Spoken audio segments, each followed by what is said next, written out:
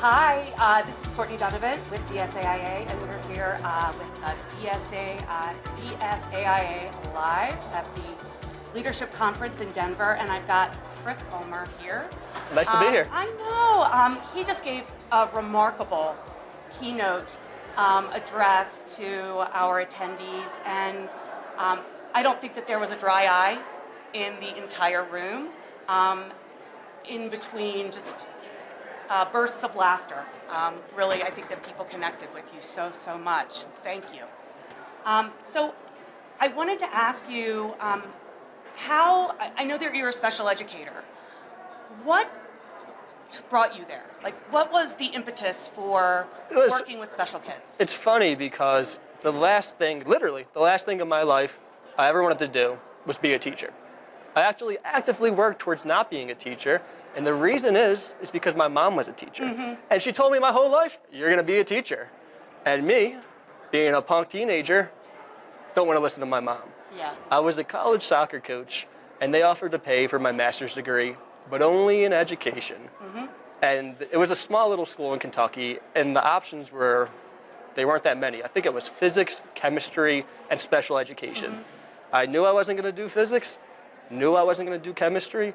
I chose special education out of elimination, mm-hmm.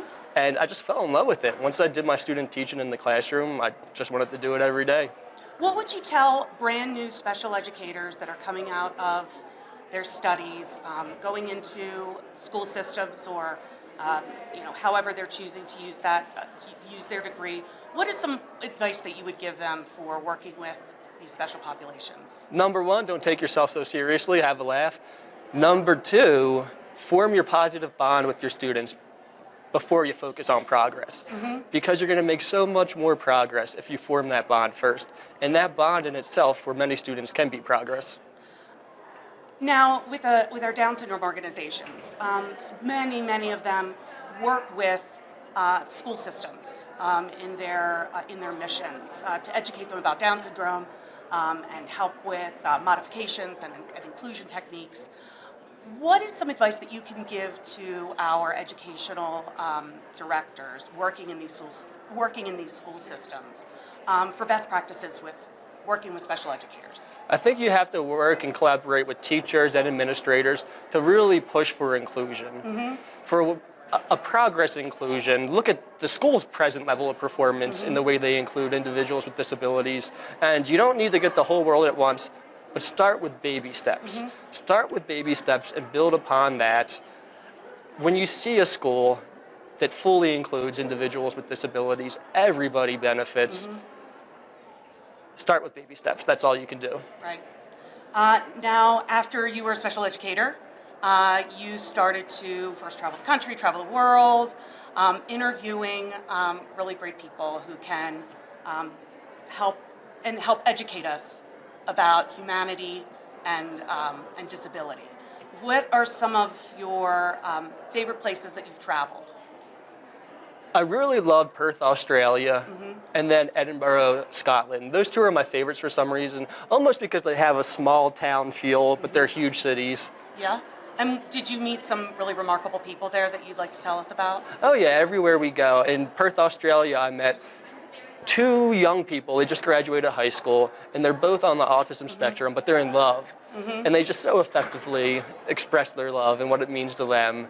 It's just everywhere you go. And I've done over 1,000 interviews now, and sometimes randomly, I'll have someone pop into my mind, and I'll think, oh, for some reason, they weren't on the front of my mind, mm-hmm. but it was so nice meeting them. That's great. So looking forward, and I know that we talked about this a little bit before, and we don't always know what the future holds, but you must have a 5-10-year plan. Is there something that you can tell us? Yeah. So this started on Facebook with videos that were between 2 and 4 minutes, short little looks into the lives of these individuals. But recently I've expanded to YouTube, which is growing at a much faster rate mm-hmm. compared to how the Facebook started.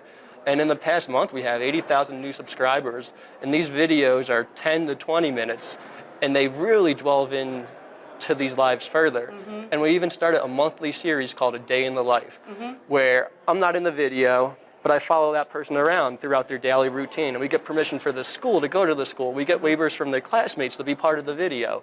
So you can see what their day is like and really get a feel for what they go through so you can understand and empathize with them more. And what have the reactions been? Oh, I just released the first one, and within the first 5 days it's been out, it's been viewed for 1.5 million minutes. And the feedback has just been incredible. It's actually my proudest work to date. So that's for free. It's all for free. It's on our YouTube. Anyone can go and watch How that. can people find it? A Day in the Life of Ruby is the first one. A Day in the Life of Ruby. Yes. That's great. I'm going to check that out, and we'll provide a link from this page. It was really amazing seeing you today, and really I'm so glad that you could be here at the conference. And Yeah, thank you. It was a pleasure. one more thing, if people want you to come to their area and do interviews, what's the best way that we can wrangle you to Baltimore? At this point, for interviews, I'm more reactive than I am proactive. So we have a form on our website where people fill out a little bit of their story, the city, the state they're in. When they fill that out, it automatically goes to a Gmail account I have. And anywhere I travel, so I came to Denver for a conference, I type into that email, Denver.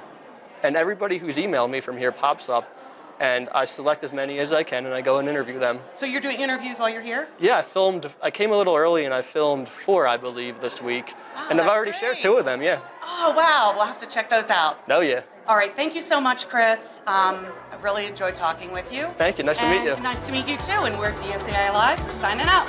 See ya.